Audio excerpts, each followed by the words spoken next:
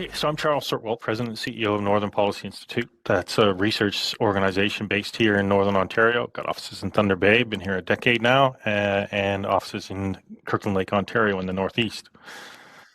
So that's who we are. What we do is we measure just about everything that goes on inside Northern Ontario. So we try to track social, economic, population, environmental trends, both trends outside of Northern Ontario that are impact the community, and then trends inside.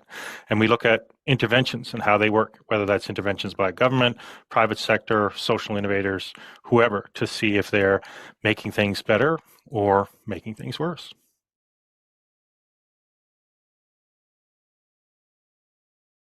For me, in terms of the top three problems or top three issues that we're facing socially or environmentally in northwestern Ontario, I think number one is population aging. There's a real challenge around as people get older, they're going to need more services. But of course, as people get older, they also retire, pay less taxes, and so there's fewer people to pay for the services and deliver them. So that's a big issue. I think we've got a real challenge in the public discourse space. There does not seem to be the ability to kind of agree to disagree or to seek common ground. Even the concept of negotiating is seen as a weakness. And of course, if everything is a zero-sum game, in most places, there's zero interest in actually playing. And then environmentally, I think we've got a significant transformation underway right now, or transition, I guess is probably a better word, in that for a long time we've been talking about slowing or stopping climate change. Now we're starting to talk about the mitigation of climate change impacts. And I think the danger there is twofold. One, we'll switch to an almost exclusive focus on climate mitigation to an abandonment of the idea of actually slowing, stopping, or even reversing climate change. Or we'll drag our feet on the climate mitigation side and continue to fight a battle that we lost a long time ago. And then we won't.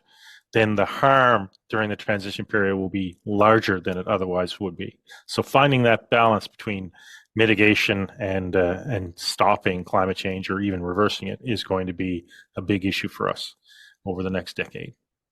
Okay. So if I could just go back to what you said about between population aging and the environmental aspect of finding the balance, you were talking about the public discourse space. So if you could you talk a little bit more about that? Are you talking about there's no real desire to actually find common ground between decision makers about northwestern Ontario? So or I think it's more of a global issue that's impacting northwestern Ontario as opposed to just us. I don't think it's unique to us, but it certainly is at play on the ground here. And you know, maybe I'm just getting old and crotchety and I want people to stay off my grass. But you know, 25, well, almost 30 years now, I've been in the public space dealing with public policy issues as a student advocate, as a student activist, as a leader in the local community, as a policy analyst, etc. What I've seen is the trenches getting deeper, and we're at the point now where if you do not agree with me, you hate me. Or you hate the things I stand for. There does not seem to be any gray area anymore. And that's a real dangerous thing. And it's far, far too easy, particularly given the internet and the engagement, to basically live inside an echo chamber and only ever hear viewpoints that you agree with. And so not only are you entrenching, but the people around you are entrenching, and you're deeper in your hole. And you can't even see the people on the other side anymore because they're not people anyway.